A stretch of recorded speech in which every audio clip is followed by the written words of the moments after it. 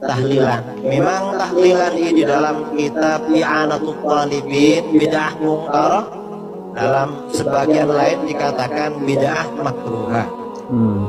Bid'ah makruhah, orang yang memerangi akan mendapatkan pahala. Bismillahirrahmanirrahim. Assalamualaikum warahmatullahi wabarakatuh. Alhamdulillahirabbil alamin. Assalatu wassalamu ala nabiyyina Muhammadin wa ala alihi washabbihi ajmain. Amma ba'du. Teman-teman yang dimuliakan oleh Allah Subhanahu wa taala, kita bertemu kembali di channel Pencari Ilmu. Jadi video kali ini kita akan membahas yaitu perkara yang sangat sensitif sekali, yaitu terkait tentang tahlilan.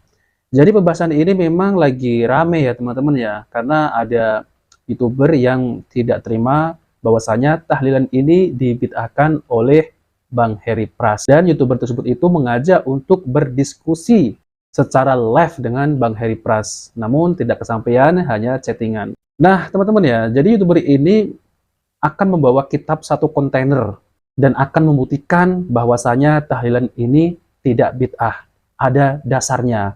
Dan ternyata kitab sekontainer itu tidak ada satupun menjelaskan ada dalil yang mengatakan bahwasanya tahlilan ini ada dalil dari Nabi Shallallahu Alaihi Wasallam.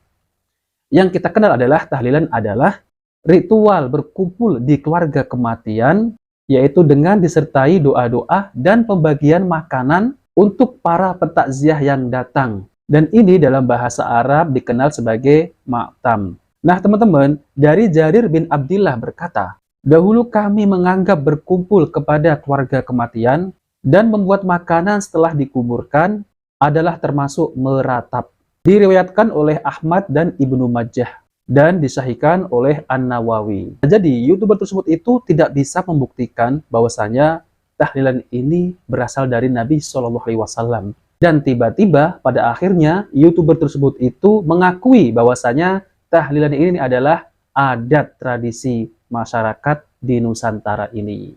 Dan semua itu memang pernah diakui oleh kiai mereka, yaitu ketika berdebat dengan Ustadz Zainal Abidin dan Ustadz Dr. Firanda Andirja MA Hafidhullah, yaitu Kiai Idrus Romli, sudah mengakui bahwasanya tahlilan ini adalah tradisi adat budaya Nusantara. Dan Kiai Idrus Romli juga mengakui bahwasanya tahlilan ini adalah bid'ah mungkaroh ataupun bid'ah makruh. Dan tidak itu juga, Kiai Idrus Romli juga mengatakan barang siapa yang memerangi ini akan mendapat pahala. Nah oke teman-teman, kita langsung saja mari kita simak videonya ya. Tahlilan. Memang tahlilan ini di dalam kitab I'anatul Talibin bid'ah mungkarah, dalam sebagian lain dikatakan bid'ah makruhah. Bid'ah makruhah, orang yang memerangi akan mendapatkan pahala. Tapi persoalannya ya, ini sudah menjadi budaya, sudah menjadi adat, kalau diperangi malah kita yang dimusuhi oleh orang. Nah teman-teman, jadi ini adalah pengakuan Kiai Idrus Romli ya, bahwasanya tahlilan itu adalah tradisi budaya. Kalau kita ini ya mencegah ataupun menyampaikan bahwasanya tahlilan adalah bid'ah, tugas kita sebagai kaum muslimin ya menasehati dan mengarahkan umat ini kepada sunnah-sunnah Nabi Shallallahu Alaihi Wasallam. Dan tugas kita hanya menyampaikan, sehingga aswaja tahlilan itu bid'ah mungkaroh. Kesimpulannya, yang pertama, Pak Idrus Romli mengakui bahwa tahlilan adalah bid'ah yang mungkar. Dan yang kedua, yang memerangi tahlilan mendapatkan pahala. Dan yang ketiga, Pak Idrus Romli ini mendahulukan perasaan orang lain di atas agama. Ini adalah musibah. Dan yang keempat, semua bentuk ibadah butuh dalil, karena Islam adalah agama dibangun di atas dalil ilmiah. Dan yang kelima, perbuatan yang mulia dan terpuji menurut sunnah Nabi Shallallahu Alaihi Wasallam memberikan makanan untuk ahli mayit yang sekiranya dapat mengenyangkan mereka untuk mereka makan sehari semalam. Nah teman-teman, jadi inilah ya, kalau ada yang meninggal, sunnahnya adalah kita ini ya membuatkan makanan. Teman-teman yang dimuliakan oleh Allah SWT, jadi sudah jelaskan ya, YouTuber tersebut itu juga membawakan sekontainer kitab, namun ujung-ujungnya malah YouTuber ini mengakui bahwasanya tahlilan adalah adat tradisi budaya. Nah teman-teman yang dimuliakan oleh Allah SWT, jadi lebih lengkapnya saya akan tampilkan bagaimana ya penjelasan yang secara terperinci, yaitu tentang terkait masalah tahlilan ini. Oke teman-teman, mari kita simak penjelasan dari Ustadz Dr. Firanda Andirja MA Hafidhullah Ta'ala. Oke, mari kita simak videonya. Masyarakat kita secara umum ya di masyarakat Indonesia, ada namanya tradisi tahlilan, yaitu niatnya baik untuk mendoakan orang-orang yang sudah meninggal dunia. Baik, saya katakan itu perbuatannya memang baik secara zahir. Secara zahir. Tetapi kan kalau kita beribadah, kita ikut contoh Nabi Shallallahu Alaihi Wasallam. Pertama kita pelajari dulu lah, bagaimana sih ajaran yang benar atau tuntunan Nabi Shallallahu Alaihi Wasallam kalau ada orang yang meninggal dunia. Iya, Ustaz. Buka bukunya Imam Syafi'i Imam Syafi'i sudah jelaskan. Buku kitabnya Al-Majmu' Syarhul Muhadzab karangan Imam Nawawi. Ulama-ulama Syafi'iyah. Kita kebanyakan kita ngaku sebagai mazhab apa? Syafi'i. Maka bukalah kitab buka kitabnya Imam Nawawi, buka tentang bagaimana adab-adab tatkala orang meninggal dunia. Apa yang kita lakukan? Di antaranya kita takziah. Takziah itu apa? Menghibur dia. Iya, Ustaz. Di antaranya sunnah yang dianjurkan oleh Nabi adalah membantu orang yang meninggal dunia dengan membawa makanan bagi mereka. Tatkala Ja'far bin Abi Thalib radhiyallahu taala anhu meninggal dalam perang Mu'tah. Maka keluarganya bersedih, datang kabar bahwasanya Ja'far meninggal dunia. Maka Rasulullah SAW menyuruh para sahabat untuk membuatkan makanan bagi mereka. Kata Rasulullah SAW, "Isna'u ta'aman li ali Ja'far, fa innahum qad atahum ma yushghiluhum." Buatkanlah makanan buat keluarga Ja'far, sesungguhnya telah datang kesedihan yang membuat mereka sedih, tidak sempat buat apa? Buat makanan. Maka datang para sahabat buat makanan, diberikan kepada orang yang keluarga yang sedang berkabung tadi. Inilah sunnahnya. Sunnahnya kalau ada orang meninggal, kita bantu dia dengan beri makanan, dengan berikan uang, dengan berikan bantuan, dengan menghibur mereka, mendoakan mayat yang meninggal di antara mereka, bukan merepotkan mereka. Iya, bukan merepotkan mereka. Saya katakan, banyak di antara kaum muslimin Indonesia yang hartanya pas-pasan. Tatkala ada yang meninggal, untuk buat acara hari pertama, hari kedua, hari ketiga, sampai hari ketujuh, ini butuh biaya atau tidak? Itu biaya yang besar. Memang niatnya baik untuk mendoakan. Kita bilang mendoakan kapan-kapan saja boleh. Tidak harus dengan acara seperti ini.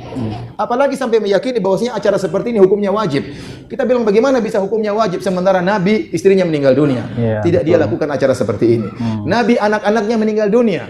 Ruqayyah, Ummu Kulsum, meninggal dunia. Zainab meninggal dunia. 3 putrinya meninggal dunia.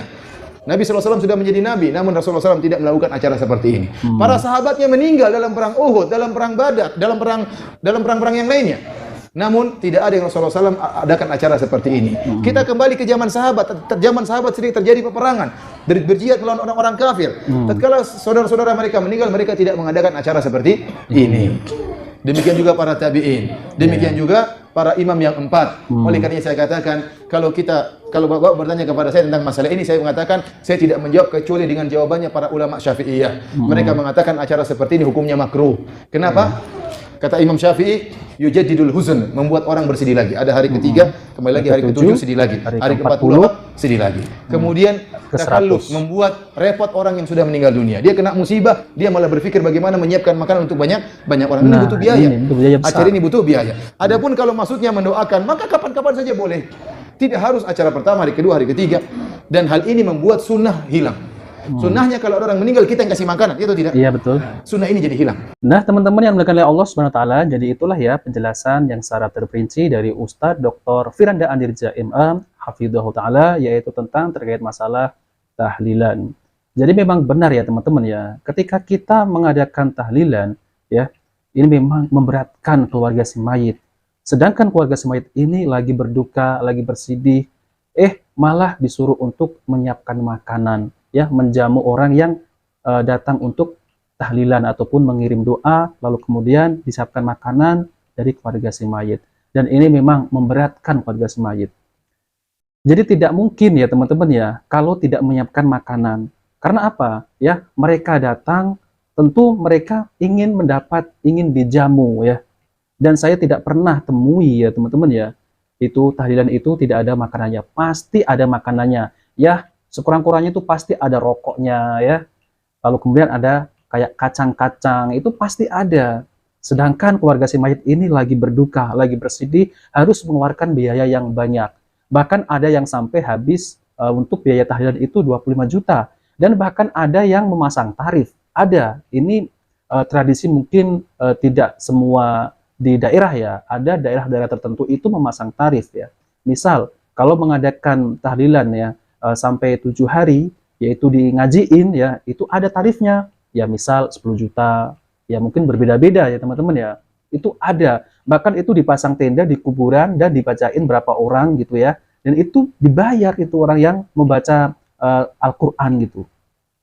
Dan seakan-akan ini dibuat seperti ladang bisnis. Padahal itu tidak ada sunnahnya dari Nabi Shallallahu Alaihi Wasallam. Yang ada adalah apa? Yang ada kita ini membantu keluarga yang ditinggalkan si mayit tersebut, ya. Kita membantu dalam segi ya seperti bantuan keuangan ataupun kita ini membuatkan makanan untuk keluarga si mayit. Sebagaimana Nabi Shallallahu Alaihi Wasallam ini menganjurkan para sahabat untuk membantu keluarga Ja'far ketika Ja'far ini ya syahid ketika berperang. Nah, teman-teman yang dimuliakan oleh Allah Subhanahu wa taala, jadi itu saja yang bisa saya sampaikan dan tidak bisa panjang lebar karena penjelasan dari Ustaz Dr. Firanda Amirja MA Hafidhullah taala sudah sangat jelas sekali. Nah, oke teman-teman, jika video ini bermanfaat jangan lupa like dan subscribe di channel Pencari Ilmu. Wabillahi taufiq wal hidayah. Wassalamualaikum warahmatullahi wabarakatuh.